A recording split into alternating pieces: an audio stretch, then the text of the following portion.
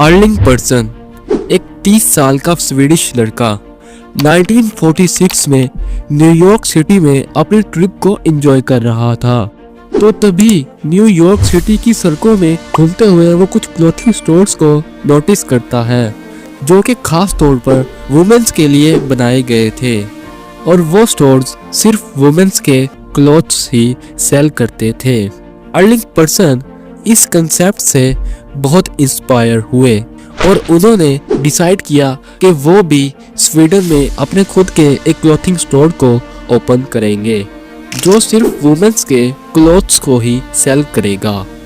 Erling person की ये trip उनकी और उनके आने वाली कई नस्लों की जिंदगी को बदलने वाली थी।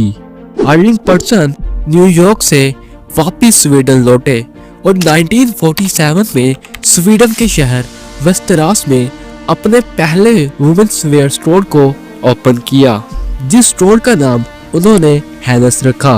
हैनस का इंग्लिश में मीनिंग था हर्स।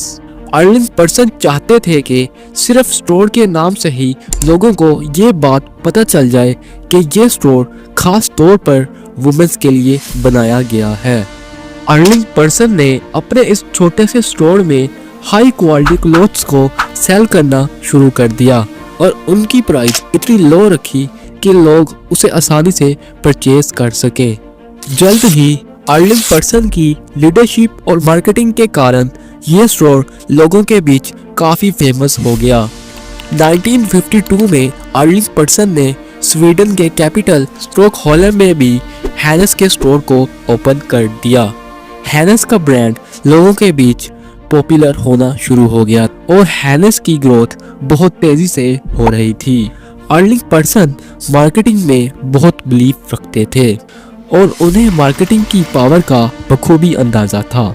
इसलिए 1954 में उन्होंने स्वीडन के लार्जेस्ट डेली न्यूज़पेपर में हैनस का फुल पेज कलर एड दिया और साथ ही साथ स्टॉकहोल्म में हैनस के दूसरे स्टोर्स को भी ओपन किया, जिससे हैनस एक सिंपल नेम से ब्रांड बनता जा रहा था। 1968 में हैनस ने Stockholm based hunting and fishing equipment retailer Mauritz Widforss को एक्वायर किया और हैनस के नेम को रीब्रांड करके हैनस एंड मोरिट्स रख दिया। मोरिट्स विडफोर्स को एक्वायर करके कंपनी को ये फायदा हुआ कि अब वो अपने स्टोर्स में वुमेन्स वेयर के साथ साथ चिल्ड्रंस और मेंस के लिए भी क्लॉथ्स सेल कर सकते थे। अर्लिंग पर्सन की इस स्ट्रेटेजिक मूव से हैनस एंड मोरिट्स मिलकर अपने प्रोडक्ट्स को और भी ज्यादा डाइवर्सिफाई कर सकते थे और अब अपने प्रोडक्ट्स को एक पूरी फैमिली को सेल कर सकते थे। अर्लिंग पर्सन ने स्वीडन में हैनस एंड मोरिट्स का रैपिड एक्सपेंशन शुरू कर दिया और तेजी से स्वीडन में हैनस एंड मोरिट्स के स्टोर्स को ओपन करना शुरू कर दिया।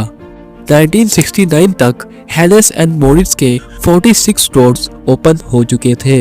अर्लिंग पर्सन ने अब दूसरी कंट्रीज में भी हैनस एंड मोरिट्स के स्टोर्स को ओपन करने का सोचा और नॉर्वे में हैनस एंड मोरिट्स के पहले स्टोर को ओपन करके अपनी इंटरनेशनल ग्रोथ की शुरुआत की।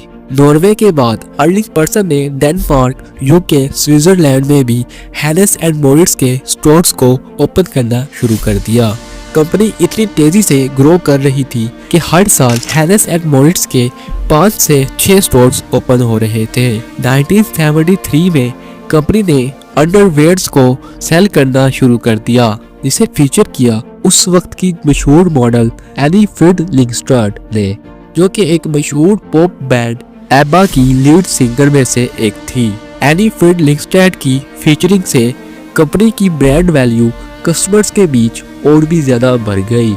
कंपनी को और ज्यादा ग्रो करने के लिए अर्लिंग पर्सन को और ज्यादा कैपिटल की जरूरत थी, इसलिए उन्होंने 1974 में कंपनी को स्टॉकहोल्म स्टॉक एक्सचेंज में लिस्ट करवा दिया।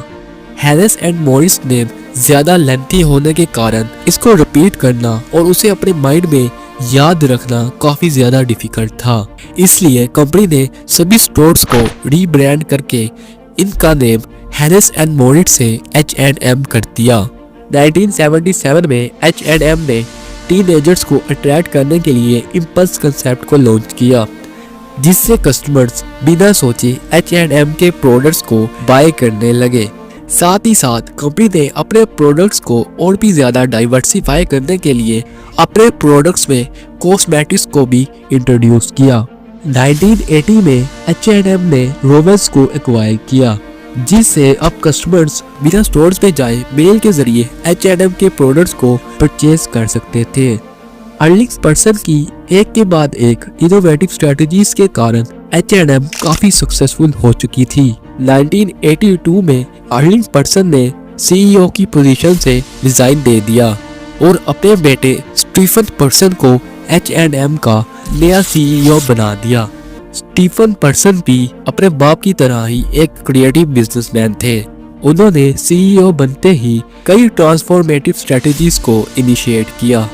1990s में H&M ने अपनी फेमस एनुअल अंडरवेयर कैंपेन्स को लॉन्च किया, जिसमें 6 बड़ी और फेमस मॉडल्स को फीचर किया गया।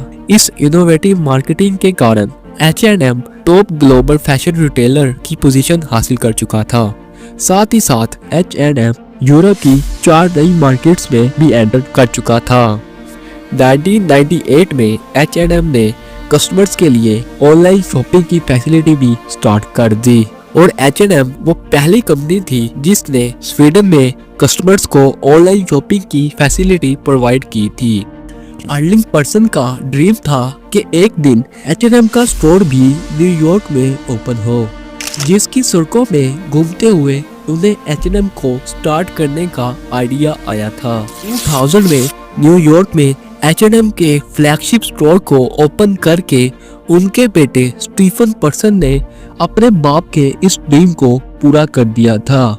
इस ओपनिंग के बाद स्टीफन पर्सन ने यूरोप के बाहर भी H&M को एक्सपैंड करना शुरू कर दिया था। 2004 में H&M ने एक फेमस फैशन डिजाइनर कार्ल लैगरफेल्ड के साथ मिलकर एक एक्सक्लूसिव कलेक्शन को लॉन्च किया, जो कि बड़े शहरों में लॉन्च होते ही सिर्फ 1 घंटे में ही सेल हो गए। इसके बाद H&M ने कई फैशन जायंट्स जैसे कि Stella McCartney, Roberto Cavalli, Versace and Alexander Wang के साथ कोलैबोरेट किया और साथ ही साथ कई वेल नोन सेलिब्रिटीज के साथ अपने प्रोडक्ट्स को प्रमोट करने के लिए भी कोलैबोरेट किया, जिससे ग्लोबली H&M की फैन फॉलोइंग बढ़ने लगी और फास्ट फैशन की दुनिया में H&M को एक ग्लोबल जायंट के तौर पर रिकॉग्नाइज किया जाने लगा। 2007 में H&M ने शंघाई और हांगकांग में अपने स्टोर्स को ओपन करके एशिया में भी अपने पैर जमाना शुरू कर दिया था। 2008 में H&M ने AB फैब्रिक्स कॉर्डिनेन को परचेज किया, जिससे H&M ग्रुप में वीकडे, मोंकी और चीप मंडे जैसे ब्रांड्स शामिल हो गए। 2009 में कंपनी ने H&M होम को लॉन्च किया, जिससे कंपनी ने होम फर्निशिंग की मार्केट में भी एंट्री ले ली। 2010 में H&M ने अपनी पहली ऐसी कलेक्शन को लॉन्च किया जो कि सस्टेनेबल मटेरियल से बनी थी। 2012 से H&M ने फैशन ग्रेजुएट्स के लिए डिजाइन अवार्ड्स को इंट्रोड्यूस किया, जो कि हर साल यंग डिजाइनर्स को ये मौका देता है कि वो अपने डिजाइन्स के जरिए प्राइज को विन कर सके और अपने कैरियर को स्टार्ट कर सके। इसके बाद H&M ने H&M फाउंडेशन को भी स्टार्ट किया, जो कि एक नॉन प्रॉफिट ऑर्गेनाइजेशन है जिसे स्टीफन पर्सन की फैमिली ही फंड करती है। H&M ने ज़ारा और दूसरी अपैरल कंपनीज के साथ मिलकर अपनी सप्लाई चेन को पूरी तरह से चेंज किया और ऐसे गारमेंट्स को बनाने पर फोकस किया जो कि पूरी तरह से एनवायरनमेंट फ्रेंडली हो। H&M पहली बड़ी फास्ट फैशन कंपनी थी जो अपने प्रोडक्ट्स में यूज होने वाले मटेरियल्स और सप्लाई चेन की कंप्लीट इंफॉर्मेशन अपने कस्टमर्स को प्रोवाइड कर रही थी। H&M का कहना है कि वो 2040 तक अपने प्रोडक्ट्स की वजह से होने वाले ग्रीन हाउस गैस एमिशंस को 90% तक रिड्यूस कर देंगे। आज H&M को किसी पहचान की जरूरत नहीं। स्वीडन में शुरू होने वाला एक छोटा सा स्टोर आज 75 से भी ज्यादा देशों में फैल चुका है। इस वीडियो में 100 लाइक्स का एम है, इसे पूरा करवा दीजिएगा। अगर आपको हमारी वीडियोस अच्छी लगती है तो चैनल को सब्सक्राइब कर दीजिएगा। मिलते हैं अगली वीडियो में।